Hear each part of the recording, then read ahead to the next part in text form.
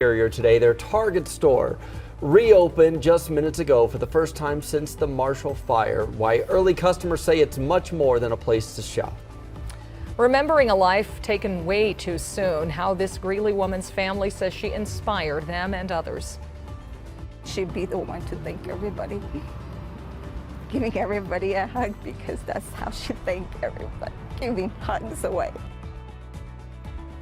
Also ensuring everyone feels included in Colorado's great outdoors, the program making recreation activities more accessible. As we start with a live look outside from our Lookout Mountain camera.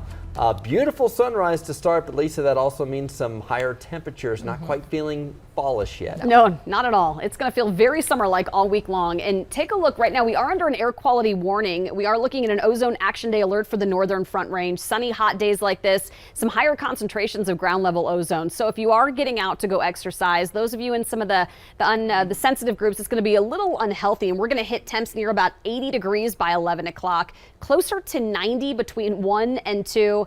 So it's going to get hot early on. Erie, Boulder, both at low 90s, 91 to about 92. Upper 80s near Castle Rock. Parker, you're going to be at about 90 today, and low 80s again for the foothills. Warm and dry, expecting a lot of sunshine today. We'll see a better chance for a few thunderstorms, especially across the eastern plains. Jason, tomorrow we'll take a closer look at our risk of any severe weather coming up in just a few minutes. Here's a long line of not fun driving right now on I-25 down by University, as well as on 225 getting up to Mississippi. The northbound side, let me show you that camera here at University. And what's going on here is on that southbound side, you just see it's jam-packed trying to get to Colorado Boulevard. The northbound side, see these folks are just going over here into that lane because there is a crash just behind me in that right lane on the northbound side. So this, instead of going to the zipper merge works by going to the choke point and then merging in. 1, 1, 1, 1, 1, 1, 1. Not trying to merge early like they're doing back there.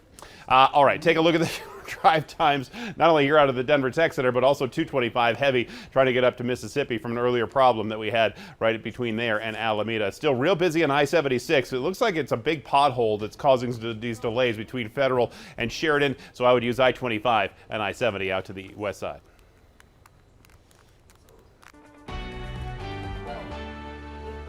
Super Target reopened in Superior this morning, and for that community, it is much more than a store. The town is celebrating a big piece of its community returning 8 months to the day since the Marshall Fire. It marks the return to just some normalcy in the community after a chaotic scene when the fire was moving in and evacuations were underway.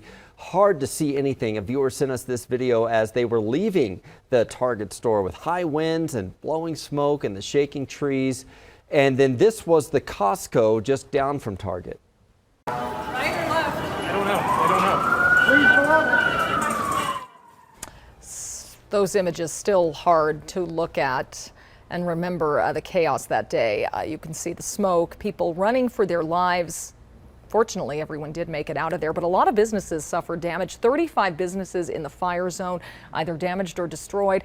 We've highlighted the Target on this map here near McCaslin and 36. You can see how close it is to these homes across the street that were all destroyed. Christian Lopez is live at the Target store today. And Christian, people are not mourning today. They're celebrating the return of a kind of a big part of the community there. Yeah, Nicole, there's been a lot of excitement out here this morning. The Target just opened about an hour ago. Some have even been tailgating out here in the parking lot. This really means a lot to so many people here in the Superior community. When the Marshall Fire hit, the Target's roof actually caught fire, and a sprinkler malfunction caused the sprinklers to go off for several days. So the store did not burn down, but it did suffer extensive flood damage. But 8 months later, it is all reconstructed and restocked, and someone on a Superior community Facebook.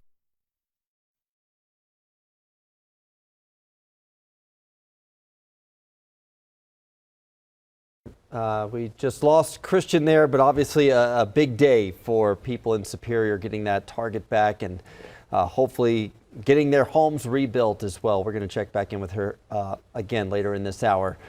Well, always smiling with a love for dancing and cooking is how loved ones are choosing to remember a Greeley woman killed last Friday. Police say Angie Vega was closing up the store at NoCo Nutrition when someone broke in and they think that person killed the 22-year-old and put her body in her car. Monday, we spoke with Vega's mother, who said her daughter was an inspiration to her siblings. She would do whatever she could to just make you smile. I don't think we really have many pictures that she wouldn't be smiling, even though she was the shortest of them all. She just seems so strong. Meanwhile, Marcus Vallejos is the man police say killed Vega. He is facing first-degree murder and sexual assault charges. Denver police released photos of a suspect connected to another homicide. You can see photos right here, pretty good surveillance photos, and this is the victim. Investigators say he was involved in a double shooting Friday night near 10th and Sheridan. 35-year-old Nathan Martin was killed. Another person was also wounded. Police are hoping someone will recognize this man and come forward to identify him. You can leave tips on Denver Crime Stoppers, and you can stay anonymous. Taking a live look from downtown or at downtown Denver this morning from our Mile High camera, Denver will spend nearly $2.5 million to boost foot traffic, retail, and safety.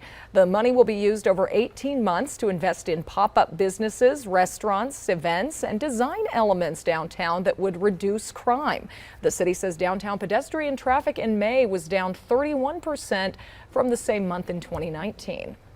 Increasing access to Colorado's great outdoors, all of our recreation activities. The goal for the Colorado Outdoor Equity Grant Program is to distribute that money, and it's now accepting applications. Denver 7's Micah Smith talked with the program's director, who said it's seen some big success so far.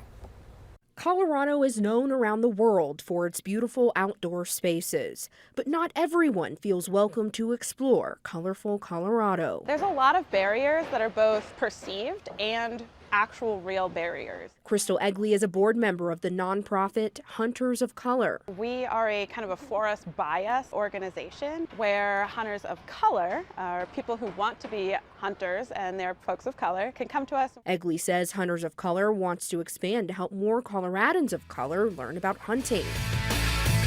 And they just got a big boost from the state to do just that. The Outdoor Equity Grant Program was a community envisioned and community-driven effort focused on increasing access to the outdoors for groups that have been traditionally underrepresented in outdoor recreation and conservation. Andrea Kurth, Colorado Parks and Wildlife Outdoor Equity Grant Program Manager, says the program is helping break down equity barriers. Some of the barriers that those groups might face might be a lack of access to gear, lack of access to information, transportation. Kurth says another barrier may be not seeing anyone from your community participating in certain outdoor activities. It doesn't have to be go out and climbing a 14er. We really encourage organizations to define what outdoor access means to them. What do I enjoy most about hunting? And Egley says The mental health benefits. she believes this program will help many others reap the benefits of spending time in Colorado's great outdoors. Reporting in Denver, Micah Smith, Denver 7. And that application period will remain open through September. To learn more about how to apply, you can go to thedenverchannel.com. Speaking of the outdoors, we're waiting for the temperatures to drop just a little bit. If you're a big fan of all things fall, then today is a really good day. Yeah, I don't know. I kind of got to wait for the leaves to change before I can really enjoy a pumpkin spice latte, but to each his own. If you would prefer these all year long, that's fine. The pumpkin spice latte is back at Starbucks today. It does cost more than recent years, anywhere from $5.45 to $5.95 for a grande. That's about a 4% increase from last year. Starbucks is among the many food chains that have had to increase prices because of inflation. Also returning to the Starbucks menu, the pumpkin cream cold brew, apple crisp macchiato, and apple crisp oat milk macchiato.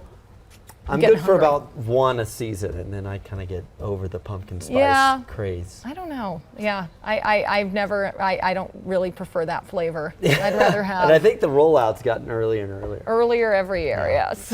Fall flavors are coming back. It is still very much summer outside. Lisa is tracking a hot week ahead. And with temperatures high, so are our utility bills. We have tips to save, including the best times to call customer service. And another round of COVID booster shots might be coming soon. When to expect that announcement?